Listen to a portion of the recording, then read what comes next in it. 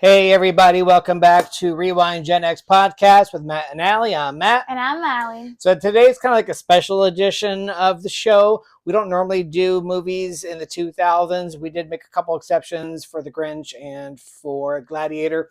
They were both in the year 2000. We're going to do 3 movies combined that came out 2001, 2002, and 2003. And in case you couldn't tell by our shirts, Mordor Fun Run and the 7 Meals of a Hobbit, and a little bit of change on the wall with some of the movie posters. We are doing the Lord of the Rings trilogy. Oh yeah, Gandalf might have tipped you off too.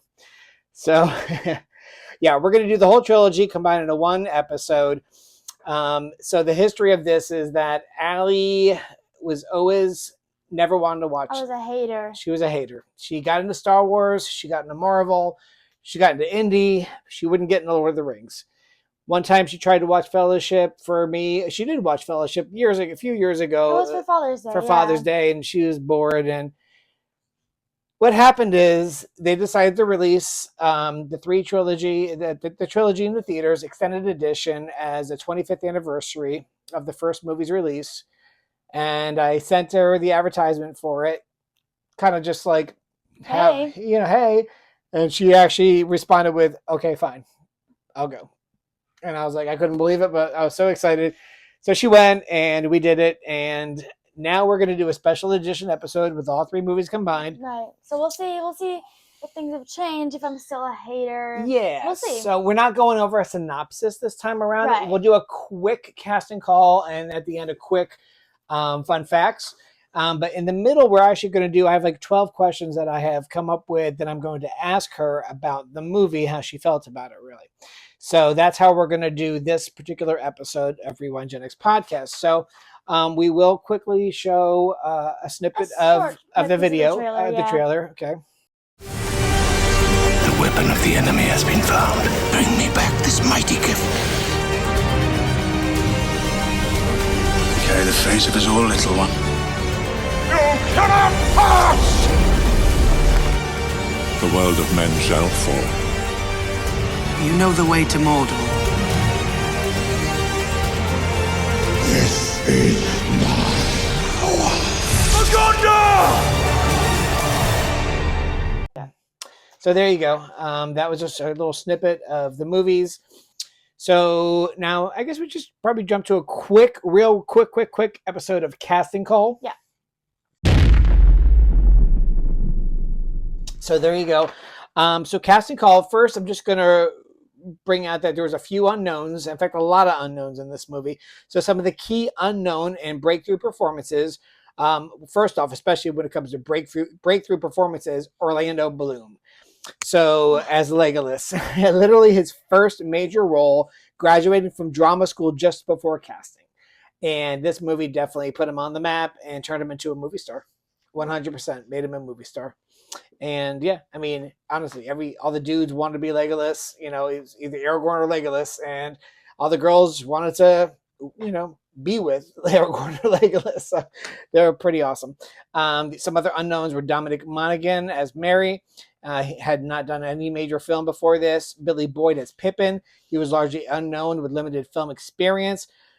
Elijah Wood as Frodo. He was known in the industry as a child actor, but not a massive superstar. Some of his movies included The Adventures of Huck Finn, The Good Son, where he starred opposite Macaulay Culkin, North, which I think was a bit of a flop, and Flipper, like the remake of Flipper from the 90s, and then he did Deep Impact. But this is his first major role as an adult. Well, he still seems like a little kid, like a young adult in this. You know, he's got a young feel to him. Correct. And then finally, Andy Serkis as Gollum. He was known mainly for British television and theater prior to this performance capture role. And now he's a major star as well.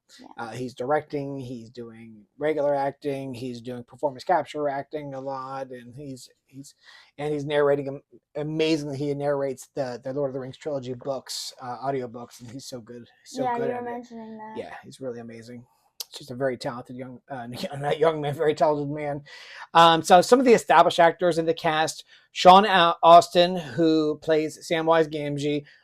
He was known from the Goonies. He was Mikey in the Goonies. Then as a teenager, he was in Encino Man. opposite Pauly Shore and Brendan Fraser. And then he was in the another teenage drama action movie called Toy Soldiers. But this was definitely a big breakthrough for him as well. Sir Ian McKellen as Gandalf. He had been in like he was in a slew of British stuff that most Americans hadn't seen. But as far as like what Americans might have seen, he was in, before this at least, he was in Richard III, Gods and Monsters, and then he had just played Magneto in the X-Men movie the year before this came out. Christopher Lee was a legend already. He was a horror icon who had played Count Dracula numerous times for the Hammer horror films. Oh, that would have been perfect. I haven't seen those, but I can definitely picture Oh yeah, it. oh yeah. And then he was always villains and like things like, he was in The Man with the Golden Gun, a James Bond movie. Who was the villain in that?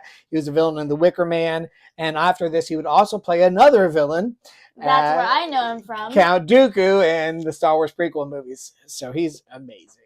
Yeah. And he's actually, fun fact, it's not in the fun facts, I just happen to know this. He was a Lord of the Rings huge fan, and said he's been quoted as saying, not a year goes by he doesn't read the trilogy of books. Wow. He's that big of a fan.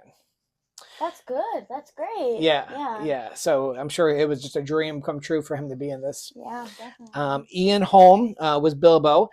He was a British actors and a ton of British TV and movies that we probably hadn't seen him in. But as far as Americans, we know him from Alien, the original Alien movie, and also Chariots of Fire. And then, of course, now The Hobbit. Sean Bean, another British actor. He played Boromir.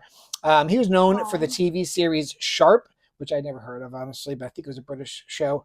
And then for playing another Bond villain in GoldenEye, and the villain in Patriot Games as well. Mel Gibson movie, period piece, really good flick. Hugo Weaving, he had just gotten pretty famous for playing Elrond, or he played Elrond, but he just gotten famous for playing the Smith in The Matrix. He's like the bad guy, the main baddie in the Matrix movies.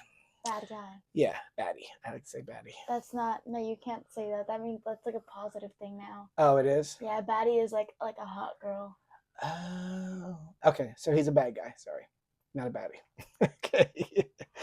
Let's see. Cate Blanchett, she was Galadriel. She was already pretty famous. She had played Queen Elizabeth I in the movie Elizabeth and its eventual sequel that came out in 2007.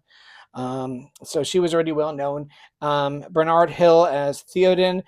He had been known a little bit for playing the captain in the movie Titanic. And then while Viggo Mortensen as Aragorn, he was a working actor, but he was not a household name until this role. The production did favor using lesser known actors to embody the characters rather than overwhelming them with celebrity, a move that helped launch several careers. And it wasn't on this list, but also we had Liv Tyler as I forget her name in the she was the beautiful elf who was in love with Aragorn. I never remember that. Yeah, but yeah, she was already pretty famous, mostly for being Steven Tyler's daughter and starring in a couple of his music videos. But I think she had already done Empire Records before this, and maybe Armageddon as well. Yeah. Okay, so these are the questions. So now we're going to get to the segment where I get to ask my beautiful daughter, who was always a hater about Lord of the Rings, 12 questions on how she now feels about Lord of the Rings after seeing the films. Okay. I need a drink from that. LaCroix. Cool. It's not refreshing. A sponsorship. Delicious. Maybe you never know. They might catch this and say, hey, you want a sponsor? Yeah. We'll pay you to drink LaCroix during the podcast. So, Allie, what was your biggest misconception before watching this, and how did it change? I thought that it was, first of all, I thought that the whole group stayed together. I didn't know that they split up because I guess I wasn't paying attention at the end of Fellowship. Okay, that's fair. And also, I would always say, like, it's just walking all the time. Yeah. Which, I guess in Fellowship, that's kind of easy to believe. Mm-hmm. But I definitely think that's not true for the other movies. I loved the fighting, the character development. I did love when they split up because you each get a story for each character and everything. So yeah, that was probably my biggest misconception, that it was just walking, pretty boring. You're not alone. In fact, Kevin Smith, the writer-director who I'm a fan of, he has a movie called Clerks, and Clerks 2 and Clerks 3. And Clerks 2, they actually make fun of Lord of the Rings. Randall, one of the characters, Randall, is making fun of Lord of the Rings. He's a hater on it. And he says this is the whole movie, and they just show him walking. And then second movie, walking. And then the third movie, they show him walking, and then he goes, like he's throwing a ring into the fire. He's like, that's it. That's the whole movie, which is obviously not true. That's not true, yeah. But that was his critique of it. And so you're not alone in thinking that it was just a lot of walking through the whole trilogy. Next question. Which moment first made you realize, okay, I'm hooked? Okay. If you are indeed hooked. I got a hook. So first time I watched Fellowship, I was like, ugh, this sucks. I think it was honestly because I wasn't paying attention that much. I didn't want to watch. I was bored. I was like, just doing this. What did I say to you back then? You're about 13, 12 or 13. And I do remember telling you, I bet you'll like these when you're older. Yeah. And I did. And the moment I was like, damn it, I really like this. I'm attached. Now I have to watch the other ones. Was, spoiler alert, when Boromir died. I realized I'm emotionally attached to this character. I'm really upset that he died. Oh my goodness, like, now I gotta watch more. Now I gotta figure out how the rest of the Fellowship does this. Like, that's when I was like, all right. Like, I have to watch the rest. Like, this is making me upset. I gotta keep going. So that's really when I was like, yeah, I'll watch the other two, definitely. Awesome. So far, I'm loving your answers. They're great. Right. Which character do you think changed the most from start to finish? I'm gonna say Gimli. Or, no, well, yes, I'll say two. Okay. I'll say Gimli and, was it Merry or Pippin? Crap, I've always mixed them up. Which one was the one that tempted the tree? The what? Tempted the tree. He was like, oh, like, let's just go south. Oh, well, he was tricking Was it was tricking the tree? Was that Merry or Pippin? I think remember. that was Pippin. Let me see. I believe it was Pippin. I know the actors, so let me see. Dominic Monaghan was Merry. No, it was Pippin. Yeah, it was Pippin. So Pippin. Pippin started off as this troublemaker, no good, no carefree, just little hobbit, right? And I saw such a change throughout. This man made me so proud. First of all, I mean, Merry's great too, but Merry's the one who kind of got them in trouble. He got them separated, right? First of all, Pippin was the one... Pippin got him separated. He's the one who grabbed the glass ball. I believe that was Merry. No, that was Pippin. Yeah, it was Pippin. Was it? Yeah. You sure? Mm-hmm. Yeah. I don't think so. It was. I don't think so. Yeah. All right, whatever. Okay. But Pippin was the one who helped the trees. And then he, later on, I loved when he was kind of this, like, he had this, like, such an urge to, like, fight. He was, like, I mean, everybody told him, like, you're too small, you're not going to be able to fight in battle. And he just wanted to do this so bad because he wanted to just help Frodo, number one, save the people around him because they really did not have enough help. And everyone told him he couldn't, and despite that, he wanted to so bad, not for selfish reasons, because, like... Mm-hmm. Are you sure you're not confusing him with Merry again? Because Merry's the one who was actually on the battlefield with the girl. I'm looking this up. Merry was the one on the battlefield with the girl. Pippin put on the uniform. Remember, it was like it was Boromir's brother's uniform when he was a kid, and he puts on the uniform. But he's the one who is like servicing the steward. He was like, I offer my services to you, steward. Yeah. You're right. It was Pippin. Yeah. But it was Pippin. But it was Pippin up in the tree who was like, because Merry was the one going on, like, Merry was fighting with the tree, going like, you can't do this. You're part of this world. Yeah. But it was Pippin who was up in the tree who actually was clever enough to go, yeah. I think we should go. And he tricks the tree into like going past Isengard. Yeah. So he was very clever with that. Dang it! Now my answer. So you think the other one was the one who changed? I think they both had such a change. Yeah. They're both in different ways, know. But I think definitely they both showed up and showed out because nobody expected them to be heroes at all, and they really were. I know these are your questions, but I would like to answer this one as well. Sure. Samwise Gamgee. He's just a gardener in the beginning of this. He's just a fat You Gardner. and your love for Sam. And you know what? It's such a travesty. So I have these Lord of the Rings bobbleheads. You can see them behind me. I've got, of course, Gandalf is sitting right here. But I've got, they're not Funkos, they're regular bobbleheads from when the movie came out. I have Gimli, Legolas, of course, Aragorn. I have Bilbo. I have Frodo. I have Pippin and Merry.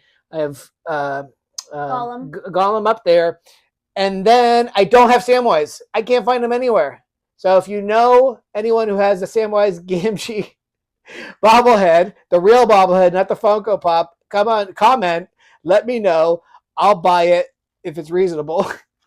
But I spent some pretty big money on bobbleheads in the past, so right. Yeah, So three of them in particular: my Martin Luther King bobblehead, my Bill Wilson bobblehead, and my Chuck Norris bobblehead. I spent really good money on those. So, Anyway, yeah, whatever, Well, you like what you like. I like what you like. Anyway, but yeah, I mean, Samwise, and then again, he's just an absolute, I mean, he's right up there with Legolas and Aragorn as far as like big time hero, in my personal opinion. He saves, I mean, not only is he just loyal and just trustworthy and just fortuitous with such great degrees, but then he also saves Frodo from the spider. He saves Frodo from the tower where the orcs have him and the spiders. He picks up Frodo and puts him over on his back and carries him up to Mount Doom. I mean, come on, man. This little guy is incredible. Yeah. He's just a fat gardener. And there he is, just being the big-time hero, man. I love Samwise Gamgee. He is my favorite character of this series. Do I want to be Samwise? No, I want to be Aragorn. But do I think Samwise is the OG, is the MVP, rather? Samwise is the MVP of this movie. It's none of the questions, but who's your MVP? My MVP? Yeah. Save that, because I do ask you who your favorite and least favorite characters are. So, and then we'll save that. Okay. Yeah. All right. What are your top 3 most epic scenes across all 3 films? And they don't have to be one in each film either. It could be 3 scenes from one film if you want. Okay. I got. All right. I think I know what one of them is. Wait, why can't I? I'm so embarrassed. I can't remember the name. The Battle of Helm's Deep. Battle of Helm's Deep. Exactly. Oh my God! I turned around and you were bawling your eyes out. Yeah, but I was. And rightly so. Right, you're supposed to be bawling your eyes out. Like. It's supposed to be emotional. It is supposed to be emotional. So emotional. Yeah, that's what he's going All for. Right. Yeah. Number 2. But no, there's 2 parts of the Battle of Helm's Deep that you cried your eyes out. The first part when you see part all. Was when I see they were kind of like taking the young boys from like anybody eligible to fight. Yeah. They were taking them. These kids are like look like they're 10 years old. Some of them mothers and like even sisters and everyone like.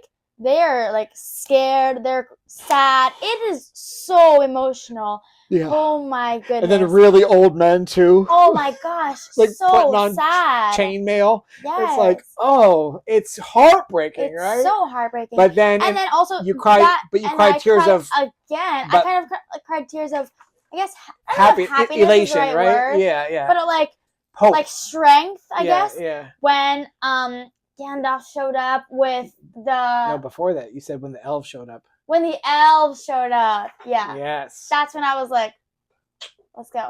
But there was a great moment when Gandalf showed up with the like, kind of banished team from... not Gondor. Yeah, the Horseman, yeah. Mm-hmm. I'm trying to think of the character's name because he's great. He's in... he's a really good actor. But where are they from? They're from...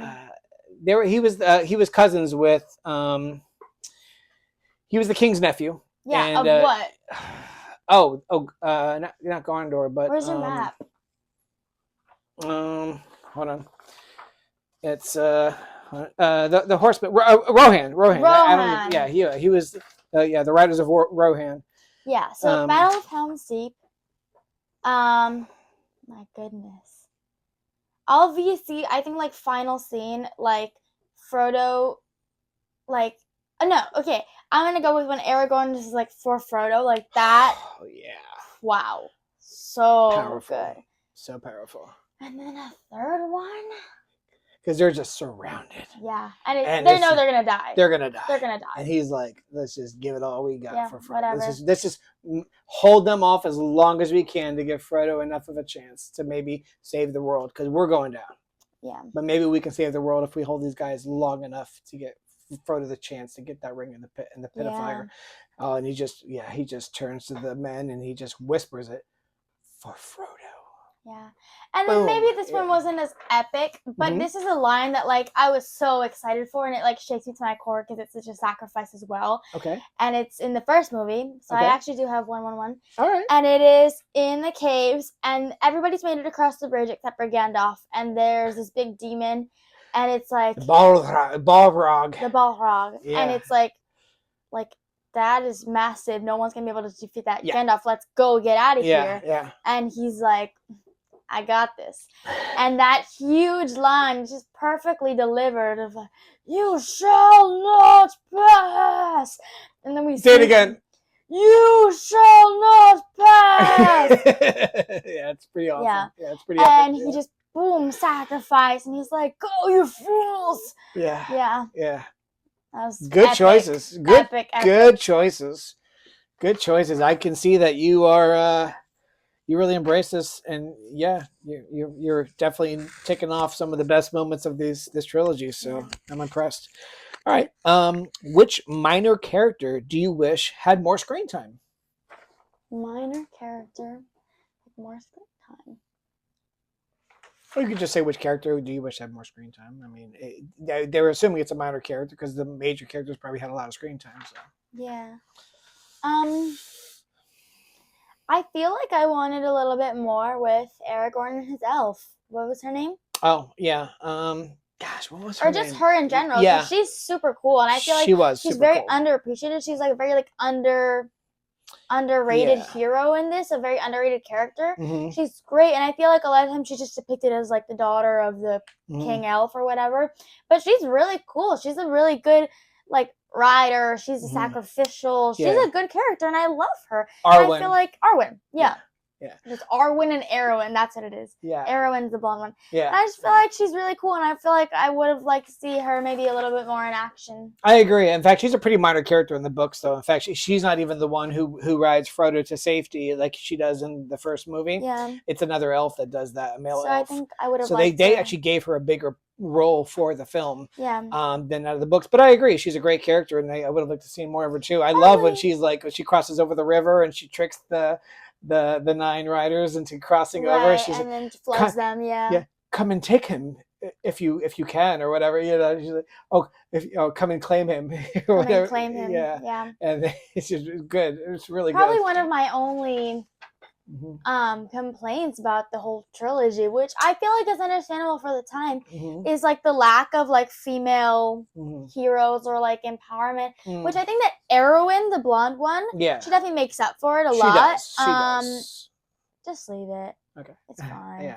But I mean, I get it. I feel like in this kind of time era, I mean, I know this doesn't take place on Earth, so it's like we don't have the same eras, but I do feel like it's more medieval-ish, and I feel like it's not used to like women fighting. I mean, it's kind of like that now. I mean, yes, are women in the military? Yeah, and or do a handful of them serve in combat? Sure, but not a lot.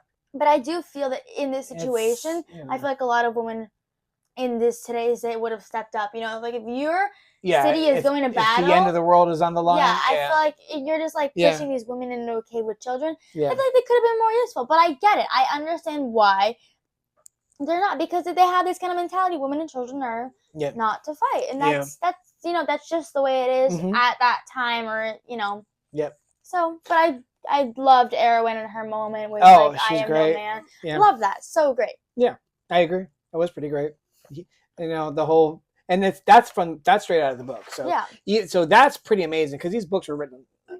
The Hobbit was written in the 30s, and I think these were written they came out in the 50s, but they were written over the course of 20 years, from the 30s to the 50s. And so the fact that he gave her such a dominant warrior role, that she not only does she fight in the battle, but then she actually kills the Witch King, and I love that the whole was the loophole. The loophole, he can be killed by any man, and she goes, I am no man. Yeah.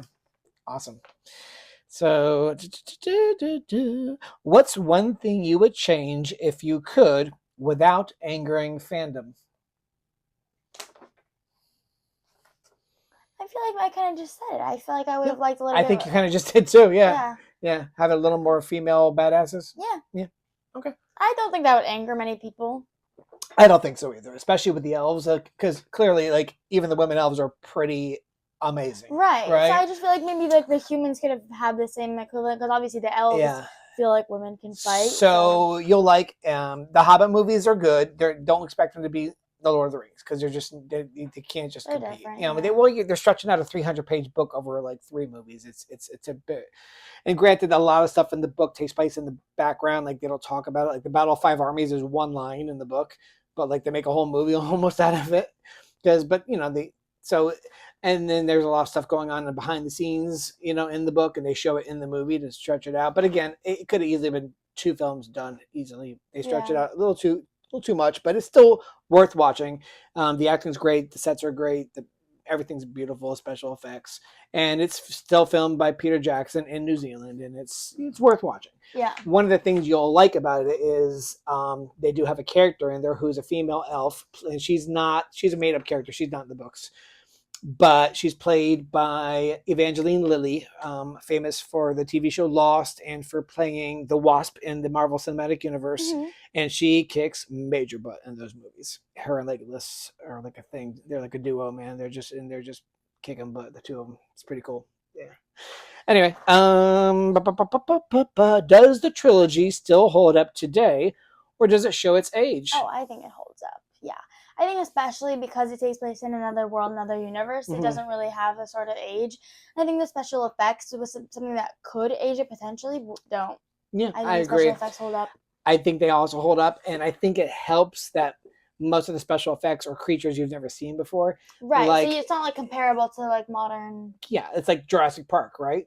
We've never actually seen dinosaurs, so when you see these CGI dinosaurs, you're like, oh my gosh, look at these dinosaurs, because you have no basis of comparison. Well, I kind of disagree on that one because we do have sketches that we know what dinosaurs look like. But I'm saying, like, in real life, you haven't seen them. Right. Yeah, so that's true. Yeah. But anyway, and I will say, like, the first Harry Potter movie, when that troll, like, it doesn't hold up. It doesn't the look CGI great, doesn't no. look great. The rest of the movies are pretty decent, Pretty good. but the first one and maybe a little bit the second one, the CGI isn't great. No.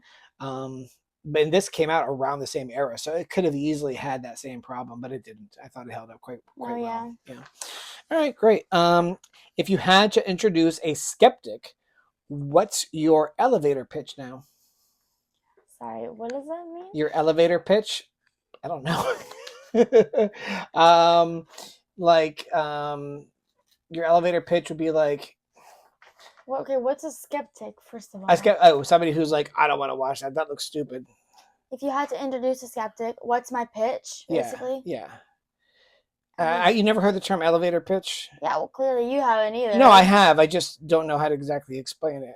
Like, meaning, like a persuasive sales pitch. Oh. Yeah. To any female, it'd probably be Legolas. Just because.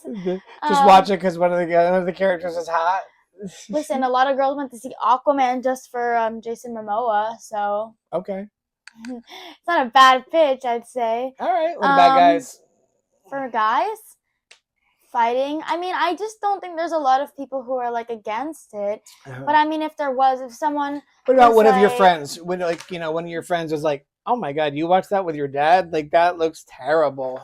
How would you pitch them? Like, be like, oh, like, well, Legolas is probably my first thing. My second thing would probably be like I cried. I feel like that's a very like womanly. Oh, you cried, really? It was like emotional. Like, yeah. Like that's something like if a woman is interested in like a drama, this isn't really pitched as like a drama per se, but I think it is. Yeah. It definitely. It's just not pitched that way because it has action and adventure. Yeah. So, but it's a drama, and sure. I think any woman who can like I don't even know. I want to say like stand the action, but like if this is like such an emotionally powerful story, so that's kind of the way I would pitch it. Okay, cool. All right. So if you had to watch one of the 3 again right now, which one and why? Okay. 2. Yeah, you already told me that was your favorite. And why? Because it was perfect. I think 2 was the best out of the 3, and I know that's pretty controversial. I feel like everyone thinks that 3 is the best, and I understand it's a great movie. It's the happy ending and everything, I guess. But 2 just had the perfect balance. The for Battle me. of Helm's The Battle Deep of Helm's Deep was so powerful to It me, is. and I loved the different climaxes, the different resolutions, and different things. I loved the different stories all intertwined. Fellowship got a little bit boring, and I think in a way, so did the third one. In the middle, it was kind of boring. Well, I don't know, just a little stretch. I think I kind of mentioned this. The part with kind of Gollum, Frodo, and Sam, I felt like that was pretty stretched. I feel like that could have been short, and it was a little bit repetitive. But I think that number 2, I was never bored for a second. I was never like, I feel like the whole time I was entertained. I was wanting more, and I just loved the entire thing the whole time. Yeah. So that was. You're not alone. I was telling Charlie from Rested Junk about your experience and that you like the second one best. And he said, oh, I like the second one best too. Yeah. And I said, and he's a fan for sure. He loves Lord of the Rings. He's like, no, I agree with her. The second one is the better. And just because the third one is the one that won the Academy Award, I mean, there are all three. That's a lot of that's politics too. Oh well, we didn't give the first and the second one the best picture because we were kind of like, it's a silly fantasy, but clearly people love this thing, so maybe we'll have to give it to the third one. Like it could be. There's all kinds of factors that do, and you're again also what it's up against too. Right. So yeah, okay, cool. I mean, I do like the third one best, but it's real close. Yeah, it's real close because the Battle of Helm's Deep is incredible, and I agree with all your points. Like there are parts in one that are a little boring. They're like, okay, let's go, let's move it along. And you're right. Some of the parts with Sam, Frodo, and Gollum are a little like, all right, come, let's get this going, guys. Let's move it along. I agree with you. I think you could probably have trimmed about 10-15 minutes off of both of those movies, and no problem. And although maybe in the extent you've only seen the extended editions, maybe in the original they did the theater editions. Well, yeah, there's a lot of time taken off, but I don't know if it's in those scenes or not. But but maybe. Mm-hmm. And it was those editions that were up for the Oscars, not the extended. So yeah. All right. Okay. So what's your favorite thing about now being a fan of something you once avoided? I mean, I love all the jokes, all the facts that I'm now like, and I'm like in on the joke, or I'm like, I know like fun facts about the actors or the characters and stuff like that. You appreciate the memes now? Yeah, sure. Yeah. And also one thing, I am a teenage girl, and I do have a heart, and I love men. So I love seeing like an edit of like a character that I love, and now I get edits of these characters. What's an edit? An edit is kind of, I mean, it's what it sounds like. It's a video edited of a character in a way to make them seem good. Usually it's over a song, and it'll show like different clips from different movies or different times. Okay. And it's just like, it's cool. So you've seen one of like Aragorn or Legolas and things like okay, all right. There's nothing wrong with it's kind of like the modern version of like hanging a picture of your favorite character on your wall if you think he's hot. Yeah. Or like a guy in a magazine, And there's nothing wrong with thinking those guys are hot. That's, it's clearly intended. They use good looking actors for a reason. And I thought that especially Arwen was, Liv Tyler's just a beautiful girl, period, especially at back then. I mean, she's still very beautiful, but like in 2001, she was just unbelievably beautiful. And then the way they have her done up as the elf was just like breathtaking. Yeah, she's really, really pretty. Yeah. All right. Last couple questions. Who was your favorite character and why? I feel like I'm gonna get called basic, but like probably Aragorn. Like he's just like I think he's like just such a great example or definition of like what a man should be. He's loyal, he's humble, he is sacrificial, he is respectful, he is brave, he's a leader. He's such a great character, and he has his flaws, but they're like he's still like he's so awesome, he's so cool.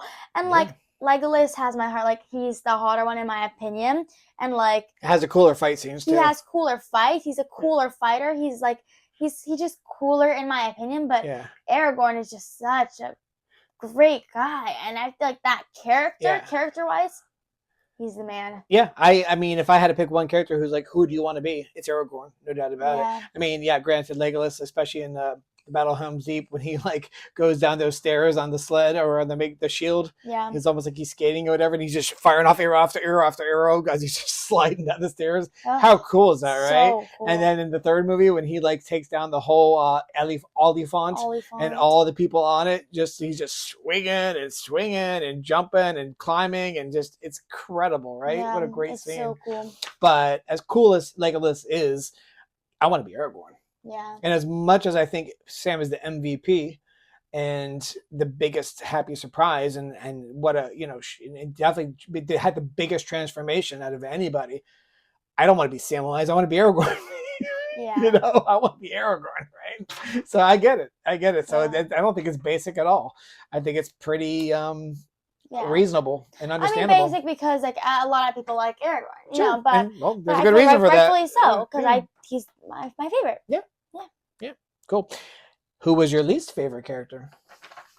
Probably Boromir's dad. Oh yeah. I feel like it's kind of wrong to pick like a villain. Like I guess some people would say like Saruman, but like he was such a cool character. Like as a guy, like he's so wrong, but like, what a great actor! What a great performance! He's just like he's awesome, and I feel like Boromir's dad. I don't even know King of Gondor or he's like the not even Steward of Gondor. Steward of Gondor. Like no offense, can I say this? Like what a like. I don't know that you can say that or not. I don't even care if we bleep it. I don't care. Whatever. That's funny. Oh. Okay. Yeah. But yeah. He was definitely a coward. I know about it. A coward. Yeah. And just an awful guy in general. Like, who made you steward? Yeah, he's a creep, too. And, yes, he's so weird. Yeah. You're trying to kill your son. I don't know if I'm sure you didn't think he was dead. What's wrong with you? Well, at that point. Was, like, PTSD or well, at that point, he had gone mad. Yeah. But, like, truly, I just did not enjoy his character whatsoever. I enjoyed Saruman, even though I knew he was wrong and evil. I enjoyed some of the other villains, like, who's another villain in this? I guess Gollum is kind of with it. I enjoyed his scenes, you know. But I just didn't enjoy his. I just didn't. It was like every time he was on screen, I was just like, I just don't like you at all. And I'm sure I'm supposed to, but I just didn't like him, and that's. And finally, who's your MVP? Now I know you said Aragorn's your favorite character, but you never picked the main actors as your Most MVP, valuable right? Player. So, like, who is the guy that, like, for me, obviously the MVP is Samwise Gamgee. So, who is your MVP? All right, MVP is the most valuable player. Who? And you don't normally pick the main star. No, I don't. I don't. And so Aragorn, Aragorn's obviously the main star. Who would you say is the MVP?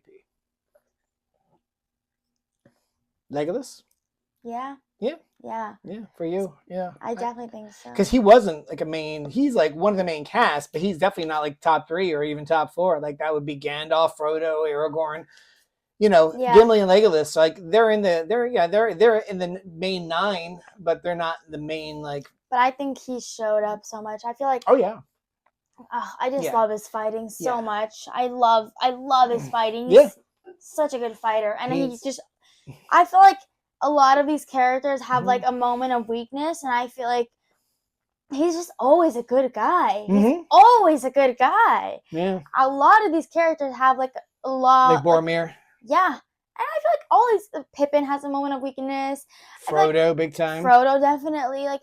But this guy's always been about, like, get the ring to Frodo, get the ring even Samwise, like, he's maybe a little harsh on Gollum, even though he knows, That's his little flaw. Yeah. Gimli is kind of, like, I think he's a little selfish about it, too. He's always, like, the dwarves! That's, like, all he wants, like for the dwarves. And, but, I mean, Legolas, he's such a good guy. Talk about good lines. This is a good line by Legolas in the third movie when he's with Gimli, and right before Aragorn says for Frodo, and they know they're gonna die, and Gimli says, "I never thought I'd die side by side with an elf. And Oh. what's Legolas say? A friend. How about dying side by side with a friend? He's like, I could do that. I know we're both getting misty eyed on that. It's so good. This movie's so emotional. That's why I say, if you want to sell this to your girlfriends, be like, yeah, is this a fantasy movie? Yes. Is this an action movie? Yes. But it's a drama. It's a drama. It's emotional. It's a heartthrob. You're gonna cry. Yeah. You're gonna cheer. It's incredible. I'm so happy you're a fan. Even my mom likes it, kind of. She's seen the whole trilogy. She's not one like me, or she's gonna watch it over and over again. But like, I'll definitely watch it over and over. She again, absolutely confessed that no, she liked it. She saw it in Peru in Spanish when she was younger, but she said, "Oh no, they were great movies." She's just not one to like kind of watch this thing. It's not her genre. Yeah. But she even admitted that she they can were good. appreciate She that does they're appreciate good. them. Yeah. All right, you're gonna kick off the fun facts. Yeah. Fun facts.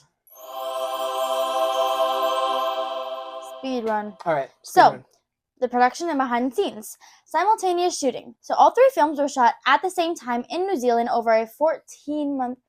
Yeah. Mm-hmm. Holy, what a terrible schedule these people must have had. Yeah. Cast tattoos. So the 9 actors who played in the Fellowship, minus John Rhys Davies. Gimli. Got Sala from Indiana Jones. Yeah. Got matching tattoos of the Elvish word for 9. I just realized we didn't do his casting call. So yeah, Gimli was John Rhys Davies, and he was Sala, mostly known for Sala, at least for the Americans. You know what? Let me say something. I don't know if I'm this big of a nerd or I'm this big of a fan, but I deeply consider. I was like trying to see how hard like the Elvish like alphabet was, because I'm like a language nerd. I love learning things. She speaks 4 languages. If you don't watch the show, easy enough. I would definitely learn Elvish, because like what a cool. He Tolkien made that language. Oh, Elvish. I think he made Elvish and Dwarvish, but he mostly borrows from old Scandinavian and Old English. Mm-hmm. Yeah. So I think if it was easy but he was enough, a linguist. Like that was a professor of linguistics. So if it was easy enough, I would definitely learn it. Yeah. I might try. Who knows? Yeah, you never know. Yeah. But I think you need to tackle Portuguese next. That's your fifth. Yeah. That's your number 5. Christopher Lee, and he was the only person involved in the production who had actually met J.R.R. Tolkien. Did he die? Who? J.R.R. Tolkien. Oh yeah, I mean he like a while ago.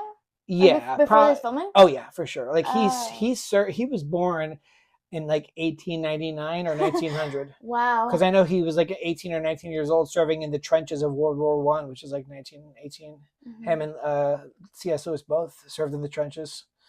And they were both professors at Oxford University. And for those of you who don't know, J.R.R. Tolkien was a devout Catholic. He was very Christian, a big believer. And although he didn't like putting allegory into his work like C.S. Lewis did, he converted C.S. Lewis. He was a big part of C.S. Lewis's conversion from atheism to Christianity. So another great thing that J.R.R. Tolkien did besides giving us Middle Earth was transforming C.S. Lewis, the greatest Christian apologist of the 20th century, into being a believer. Yeah. Yeah. Sean Bond's Fair. Mm-hmm. Sean Bond, who was Boromir. Sean Bean. Oh, Sean Bean. Yeah. Makes so much sense. I'm reading Sean Bean like Bond. He is also Game of Thrones too. Oh yeah. Yeah. Mm-hmm. He was terrified of flying Stark. in helicopters, so he would often hike to remote set locations dressed as his character. I don't blame him. Helicopters are scary. Yeah. Yeah. Viggo Mortensen's dedication. He did most of his own stunts, and he broke a toe. This is the fun fact that I was talking about. Yeah. He actually broke his toe kicking a Uruk-hai helmet. Yeah. So his scream is in real agony. Yeah. And he kept his sword with him at all times. Stunt doubles. So many of the riders of Rohan and the Two Towers and the Return of the Kings were actually women with fake beards, as there weren't enough male riders in New Zealand. As far as... Oh, you can go. Oh, good. I don't know. You go. All right, where's the next one? Casting and roles. Oh, okay. So Gandalf. Okay, so these are just some of the people who might have played them. Sean Connery was offered the role of Gandalf, but turned it down because he didn't understand the script. He would have made a good Gandalf. Who's for Sean sure. Connery? That's now the 6th time you've asked me that question. And the last time you asked me on the podcast, I said, that's like the 5th time you've asked me that question. And then I said, he played the first James Bond and the first 6 or 7 James Bond films, and you immediately went. 6, 7. Yeah, 6, 7 is over. I don't know. And he was Indiana Jones's father Okay. in the Last Crusade. All right, whatever, whatever. So. Sorry. Sorry, people. Frodo, Jake Gyllenhaal auditioned for the role of Frodo. Ugh, that would have been bad. He's a pretty good actor. No, I'm not for this. He's too tall, though. Saruman, Christopher Lee, originally wanted to play Gandalf. I think he could do either one. He's brilliant. Yeah, but I think the casting was good. I think this for sure. Gollum's voice. Andy Serkis based the sound of Gollum's voice on the sounds his cats made when coughing up fur balls. Yeah. Gollum. Yeah, sorry. Technical and special effects. Galadriel's eyes. A special lighting rig was used during close-ups of Galadriel to create a starlight effect in her eyes. Big Ature sets. I don't know. Weta Workshop used large-scale miniatures dubbed Big Atures for locations like Minas Tirith and Helm's Deep. Blue eyes. Orlando Bloom wore blue contact lenses that cause him eye irritation. Aww. Iconic moments and mishaps. You finish it off. One does not simply. This famous Boromir line was improvised because the script pages were only given to the actors What that was the morning. line? One does not simply. It doesn't say the rest. One does not simply walk into Mordor. Oh, yeah. Okay. I guess. This famous Boromir line was improvised because the script pages were only given to the actors that morning. Okay. Gotcha. All right. Head bump. Ian McKellen, who plays Gandalf, actually hit his head on a beam in Bilbo's house. This shot was kept in the film. The splinter. One of the hobbits got a large splinter when jumping onto the Buckleberry ferry to escape Nazgul. Okay. So, guys, we did promise to keep this a short episode, and I think we have succeeded. Wait, can I say one more thing? Oh my God, okay, yeah, so you asked me a relax. question, and it was like, what was one thing that you might change? Yeah. I think one more thing that I might have changed is that I kind of didn't like. I didn't love the ending when Frodo leaves. I was kind of questioning. I kind of get it, I guess, but I was also like, what? So I feel like that I deserved a little bit more explanation on that. Just because, like, why did he leave? I guess. I think having the ring for that length of time, him and Bilbo, I think it just changes a person, and they just can't ever be completely happy or satisfied in that particular world, and so they went off to that special magical island where the elves are gonna live out their lives, and I think that's it. Like, he was just too far gone. He was too far changed to just live, Yeah, but I feel like I get it. I just didn't love that ending. But that's okay. That's just me. Yeah. Okay, no worries. So yeah. Yeah. So what are we doing in 2 weeks? I don't know. This is usually your job. Okay. So I think we should do. No, this is not on the schedule. We haven't even made an AI thumbnail for this movie, but I think it's something that you would really, really enjoy, and it's a classic. I haven't seen. No, and it's a kind of like a chick flick, honestly, but like guys can like it as well because it's pretty amazing. It's called Legends of the Fall. Have you ever seen it? Starring Brad Pitt and Anthony Hopkins.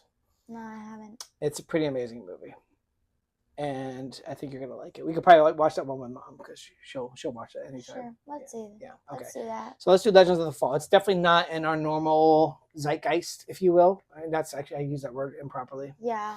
Our normal genre, maybe. Yeah, it's not our usual genre. Yeah, but we haven't used the word zeitgeist for a minute, so Right. I'm glad I got to throw it in there, even if it was incorrect. Lord of the Rings is not in our cultural zeitgeist. There you go. I used it Yes. correctly. So yeah. So anyway, we'll do Legends of the Fall. Let's Okay. watch that in the next few days, and we'll do that for the next podcast. All right. Stay tuned. All right. So you finish it off. This has been Rewind GenX podcast with Matt and Allie. I'm Matt. And I'm Allie. God bless.